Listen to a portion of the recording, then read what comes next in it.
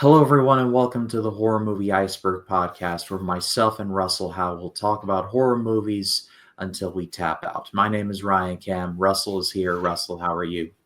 Doing good, man. Another show, another horror iceberg episode. Looking forward to continuing our paranormal activity talk and just getting more in depth into the franchise. Yes, in case this is your first episode, for the next few weeks, Russell and I. This is what happens when I do streams. This is what happens when I do streams back to back, y'all. Russell and I have been slowly making our way through the Paranormal Activity franchise. I gave Russell the choice of doing the entire franchise in one go or doing them like in chunks, and we went the chunks method.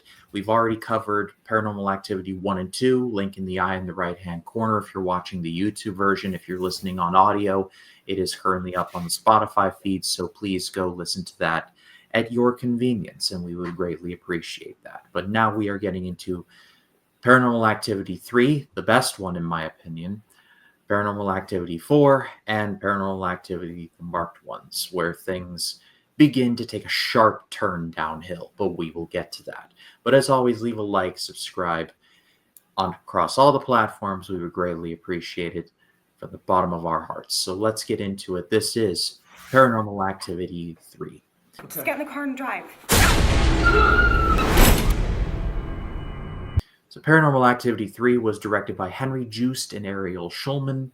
It was released in 2011 and starred Chloe Sinjeri, Jessica Tyler Brown, and Christopher Nicholas Smith.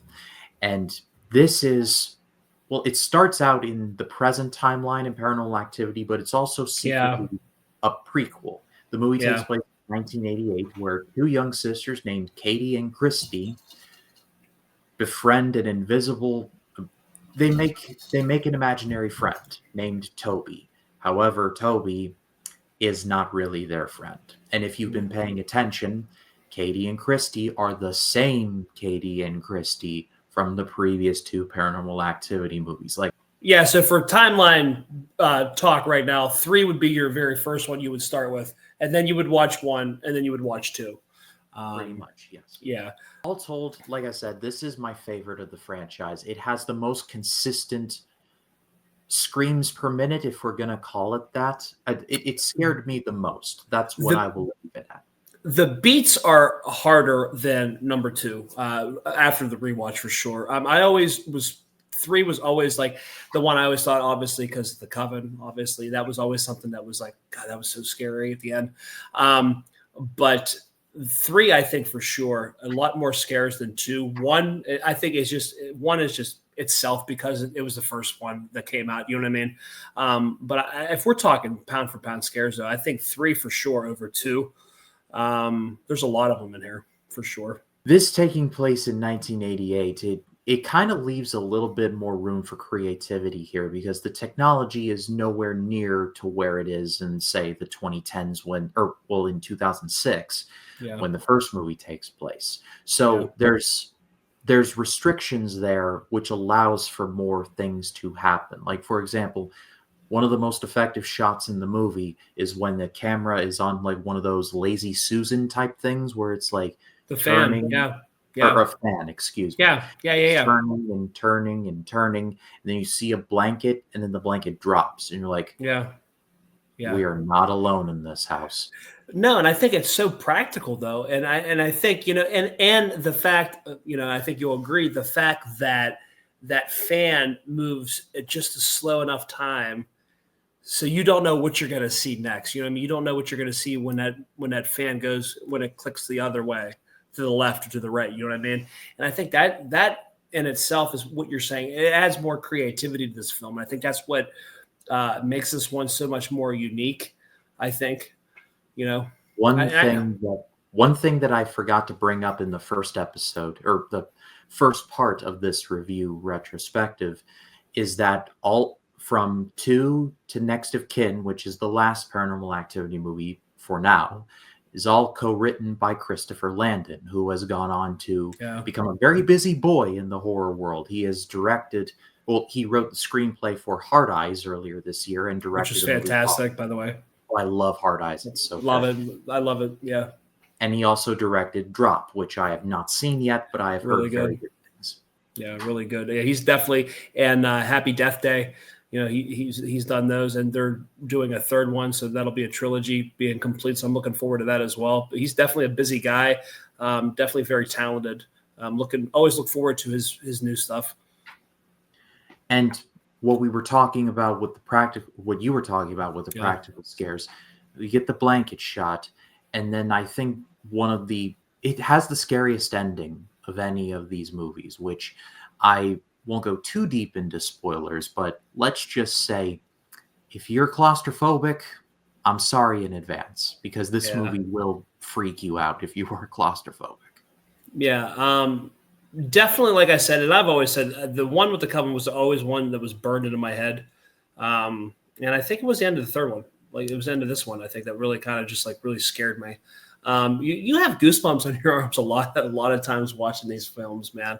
I'll be watching these in bed at night with my Bose headphones on, and I'll tell you what, man, there's a couple times I popped up, a couple jolts for sure. It's a really good, solid film. And obviously we'll talk about this with the fourth one too, but I think if we would have stopped at this one, I think we would have been fine. But the fourth one does lend a little bit too, that we'll talk about. But yeah, I think this one's a very good installment. There's a lot more scares in this one for sure. And I think it's definitely a serviceable film for sure. I'm going to give this a great rating on my scale. I think, like I said, this is my favorite of the franchise. And like you said, if they had stopped here, it would have been a more than solid little trilogy, a pretty underrated trilogy if you really think about it. But we have several more to go. So let us press on and go into Paranormal Activity 4.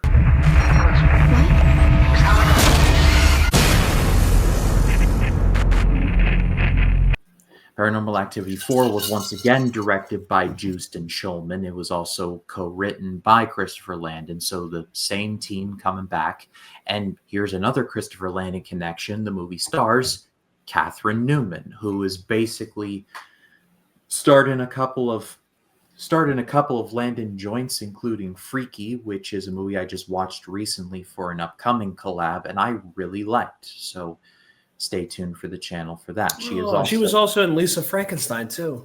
Yep, she's in that. She's also in Abigail. So she is making her mark in the horror world. Let's just leave it at that. So Paranormal Activity 4 takes place 5 years after the ending of the second film. I know the timeline is crazy, but we're going to try our best here. And when a family moves into a new home, a mother and son move into the home next door, and I'm pretty sure you can pick up what the movie's trying to put down. And I feel like, if you can believe it, this is where these movies jump the shark for me, because Marked Ones tells a different story, which is good on paper, but is not really that good in practice, but we'll get to that. 4 of the mainline canon is the weakest of the movies for me. 4 for sure is. Obviously, we'll talk about Marked Ones, how it ties in forcefully. We'll talk about that. But yeah, 4 for me was definitely the one where I had a hard time buying, Hunter's character would he have been that old? Well, he was not a newborn, but this is 5 years later, right? Let's spitball and say he was 9 months old. Like he's so the math does. Okay, the math does. Okay, this is 5 years after, right? Yeah. So so we're good. I'm not 100% sure on the math, but I'm not sure if the math is in the math. So he's almost 6. Okay. No, that's fine. I was thinking this was only a couple years, and I'm like, God, that kid's really old, like older. Okay, that makes sense then. I'm sorry. Like when you watch these and they just kind of like jumble together, you know what I mean? But you kind of get the gist of where we're going with this one. I do like that. I just feel like there's a lot of stuff in here I question. Like you're taking like Katie's kid in, like, you know what I mean? The mom's just randomly taking him in. Like you're not trying to like get her contact information and find out where's she at, how's she doing, you know what I mean? Like it's just like, oh well, we have this kid now. We have this kid. Well, guess we just have him. He's just our responsibility now. Do you know what I mean? Like how bad off is this family where it's just like, come in, we're just not going to question this whatsoever.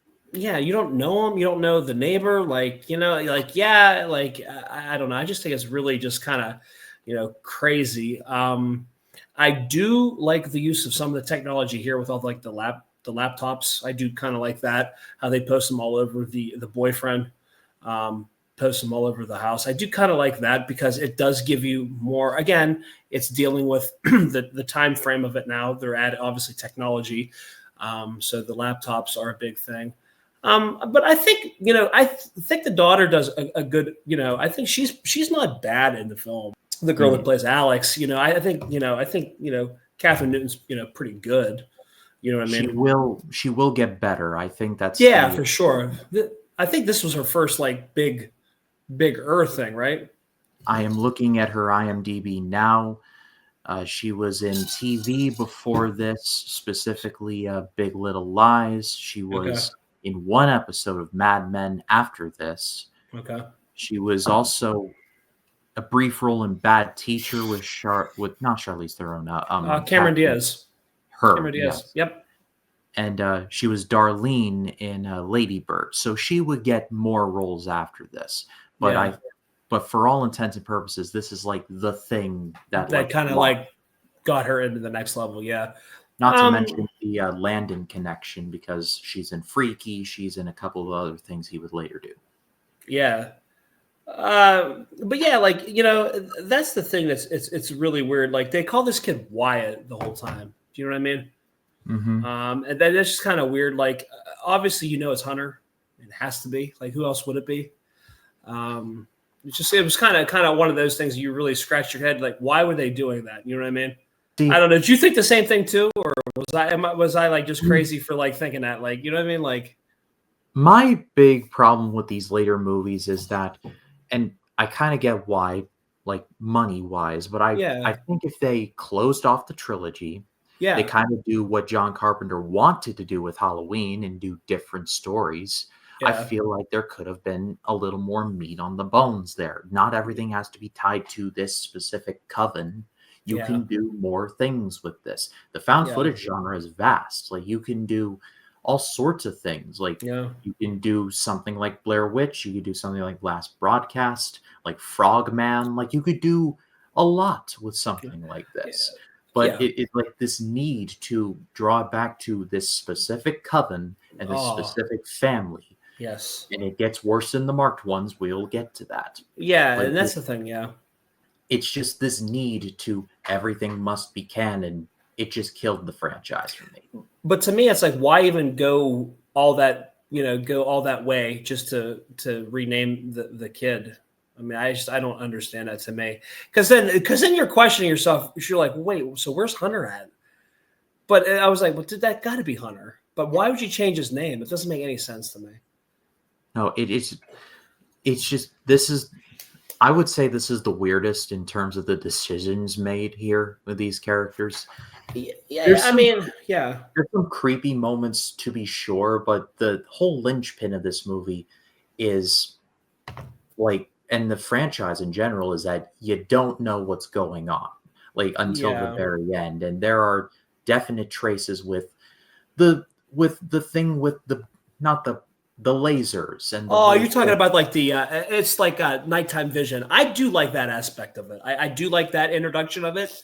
I think that adds to another dimension, like another dimension you can go, another way to be scared, because when they show the camera and they show it's almost like all the green dots.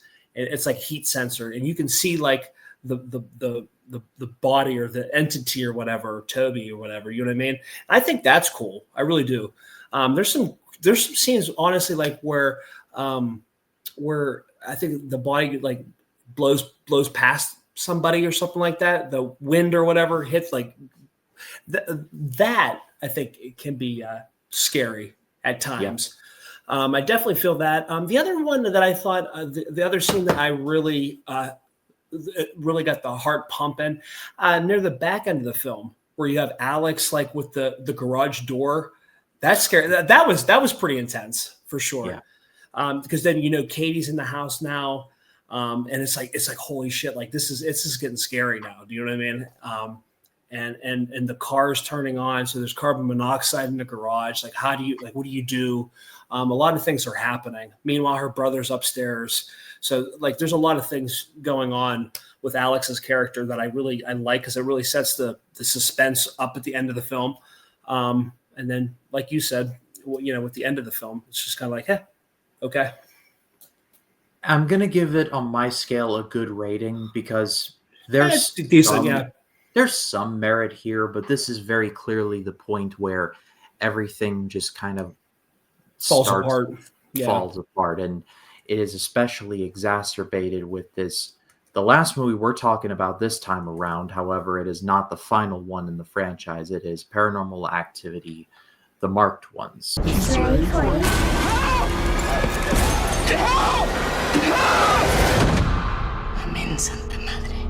Yep. So Paranormal Activity, The Marked Ones was released in 2014. And on paper, it supposedly tells a different story. It doesn't. We'll get to that. But the main gist is that a young man named Jesse, played by Andrew Jacobs, basically becomes the target of an entity who basically possesses him and gives him magic powers that he cannot explain. Yeah. And so the powers give, but they also take away his humanity, for as clumsy as I put it. But yeah, no, it made a big sense though. Yeah, for sure. This movie had so much promise. Like when I first started, I'm like, okay, it's 100%.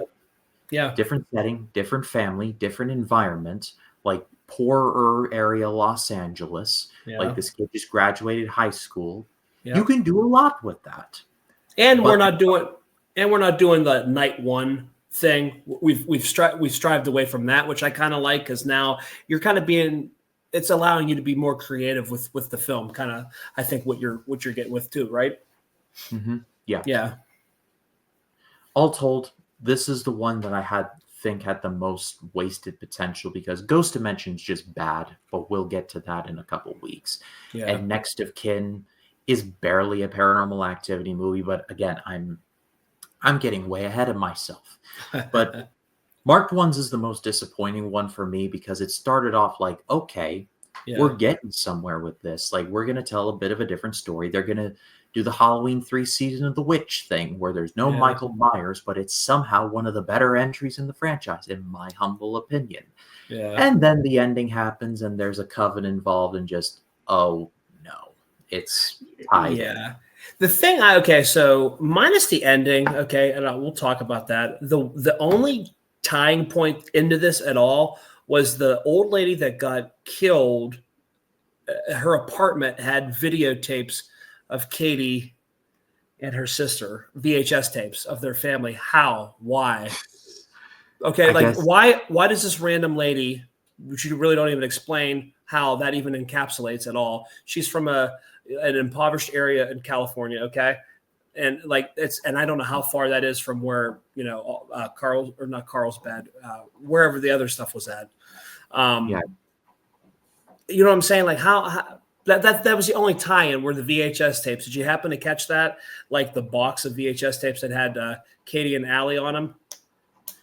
Yeah, and I did catch that. And then just the question must be asked, who was watching VHSs in 2014? I say as I have a whole display of them behind me, but for nostalgia purposes. I have all mine done in our basement. But just the vacuum and the practicality of this movie, I'm just sitting there like, couldn't these have been converted to SD cards? Like, come to my library. I'll digitize them for you. I'm trained to do it. Yeah, my brother in Christ. But it just, like, there's a whole stack of these things in 2014, and I'm just sitting there like, there's your smoking gun right there. Like, come on.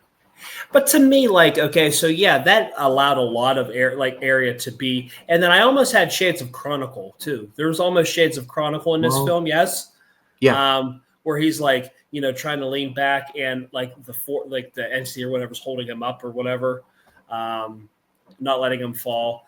What other things? I liked how they were playing. What was that? Sorry, or what was that? Or not sorry. What's that? Simon. Simon, yeah. I thought that was. I thought that was great. I thought that was a great. You know what I mean? Especially with the red light, green light, like asking it questions. When obviously when it answers the red light comes on. Yeah, it's like scary. It's almost like it's own form of like a Ouija board. I thought that was kind of cool. I did like that. I like that introduction of that. But to tie the ending in, okay, I appreciate the fact that because like you remember the callback from the first one, obviously, so you're like, holy shit. So what happens? Obviously, I'm not going to try to ruin it. Try to explain it vaguely, but for you and I to understand it, so we're on the same page with it. You know what I mean? So when they introduced that door in that traveling, that like almost portal type traveling, and so to our listeners, like when you watch it, obviously it connects to the first film, and I kind of like the gumption of that, but do we really need that though? Do you know what I mean? I think we kind of force that in there just to say, oh well, hey, this is connected to that now, so it's all with Katie and everything. You know what I mean? Like it's all the same thing, right? But I mean, but it picking up the same thing because you remember her screaming that, you know what I mean? And you're like, oh my god, so he was down there too. I thought that was kind of cool. Like I said, there's something here, but I just feel like the execution was just poor. Like there's just a dogged need to interconnect this to this one family, and I'm just like, it didn't need to be this way. And then the other thing they didn't explain very much either was that trap door or whatever, that door underneath the carpet or wall. Then there wasn't a carpet. They didn't really explain that.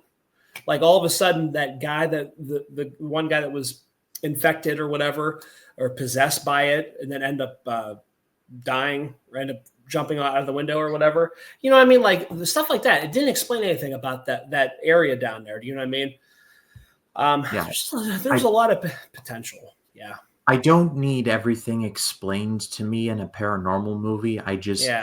If you give me enough to be like, okay, this is what's going down, like establish the rules here, then I'll be fine. Like I'm just turning into Walter Sobchak from Big Lebowski. Like, am I going crazy? Am I the only one around here who gives a shit about the rules? But to me, it's like one of those things. Why did we introduce this marking now? We never talked about it in these first 4 films. Why now? Why now about that? And now all of a sudden the covenant's like very prevalent now. Why? Like there's just, you can have the covenant or the covenant. You can have the coven. Yeah, for sure. You can have the coven, but just target people and just basically have the Paranormal Activity franchise center around this coven. They've targeted these individuals or these families for their various evil deeds, and then just base it around that. It's so simple. Or make it the origin of the coven, like the coven actually forming, like them starting to like gather members to engage in this witchcraft, in this activity, this like these seances and stuff like that. Let's see a little bit more of that stuff. Like what is it? Like, you know what I mean? Like at the beginning of this film, like we'll see, through when they're throwing the camera underneath, through the fence or whatever, and then they see the naked girl and this other lady drawing the mark, obviously, that ends up coming up. And did you notice, is it just me, or did you notice like everything, like there was like hidden like coven symbols everywhere? Yeah.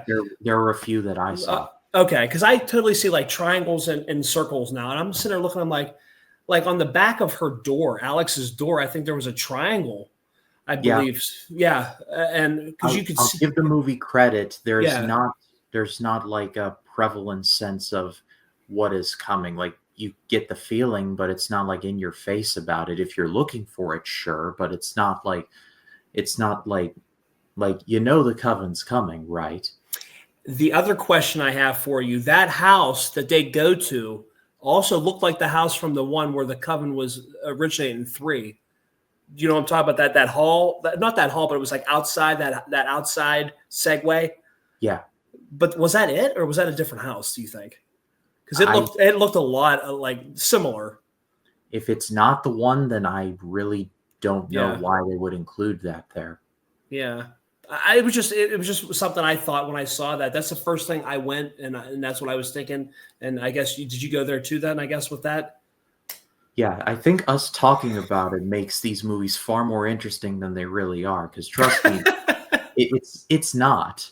Yeah, I mean, but I think the thing is that a lot of people don't do, and obviously I didn't.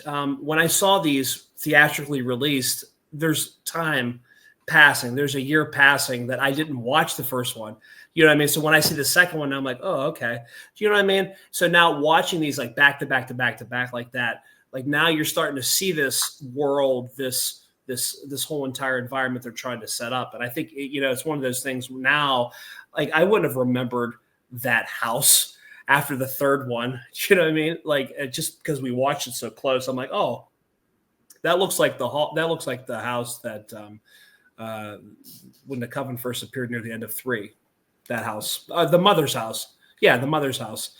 Yeah. When they take her to the mother's house, yeah.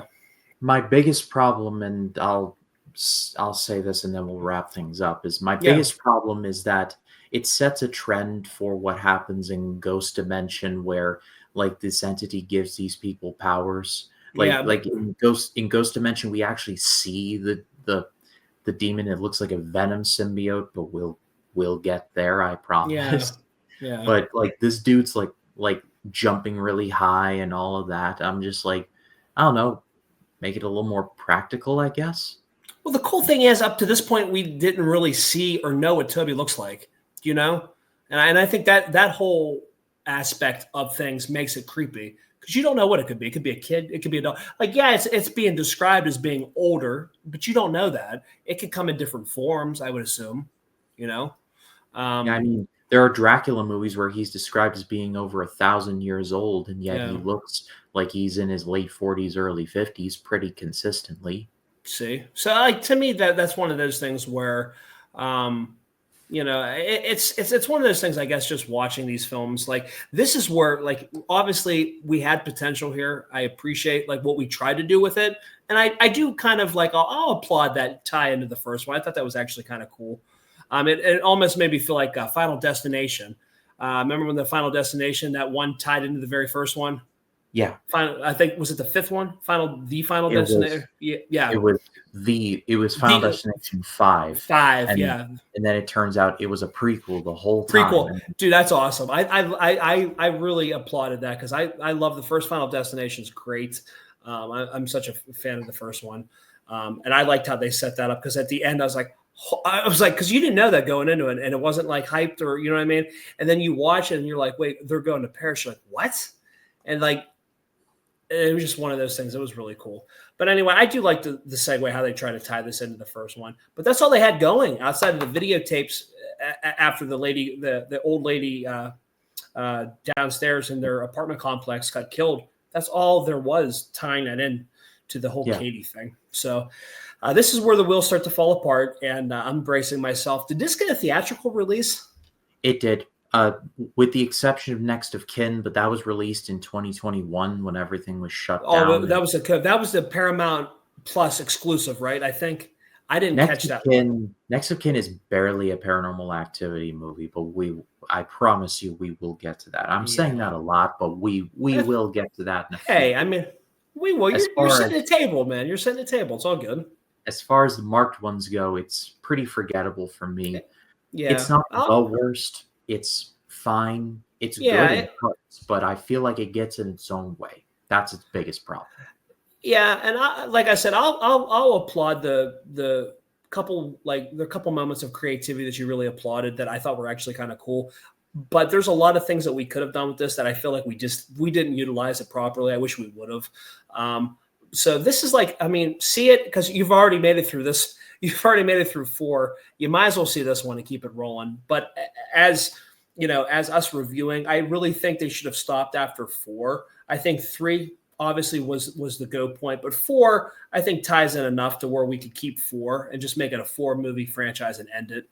Because this one, I don't think, the March ones really doesn't add anything that anything else hasn't, already set up. It just throws some stuff in to try to force its way into that, first 4 franchise films. You know what I mean? But yes. Yeah. Outside of that, though, if you're basing it on should I watch this, it's a skip it unless you're committed to seeing all this through. You know what I mean? Yeah, I agree with you 100%. Yeah. Yep. But I passed it off to all of you. What did you think of these 3? What is your favorite? Let us know in the comments. We would love to read what you have to say. And Russell, it's a privilege to meet with you every Friday and talk the various things that we talk about, various projects that we have, and the many irons in the fire. But oh yeah, before you came on here, you and Chance Ellison were talking about an abomination of a film called The Last Airbender. So that, I assume, is dropping very soon. Yeah, we just recorded that, so that should be coming up within the next couple of days. It just depends on when he gets around to editing. I don't think he actually really didn't need much editing because I think it was actually pretty smooth recording.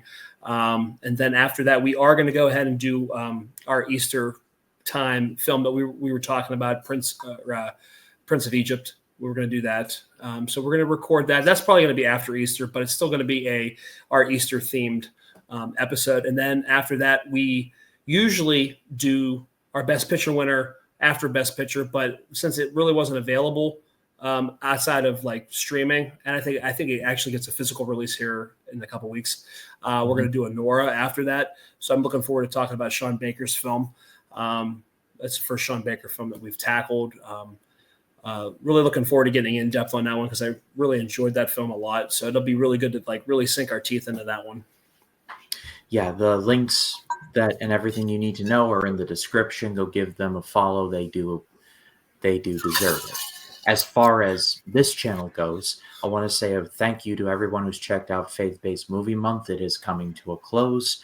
On Easter Sunday, I'll be uploading my review for Hacksaw Ridge, which my friend Jacob Martin joined me on. And then I'll be closing out the month by talking about Paul the Apostle of Christ. So stay tuned for those. As far as horror movie Iceberg things go, in the coming weeks, we're going to be wrapping up our Paranormal Activity coverage. We will then be talking about the Taika Waititi film, What We Do in the Shadows, which I am very excited to talk about because I've never seen it. Neither have I, so that'll be 2 of us. So I'm very excited for that. And then we hit our next franchise, technically speaking. It is the Rec/Quarantine movies. So there are 4 Rec movies and 2 Quarantine films. So that's coming up in the near future for the horror movie Iceberg. But thank you all so much for watching or listening. For Russell, my name is Ryan Cam. We will see you all in the next one. Y'all take care.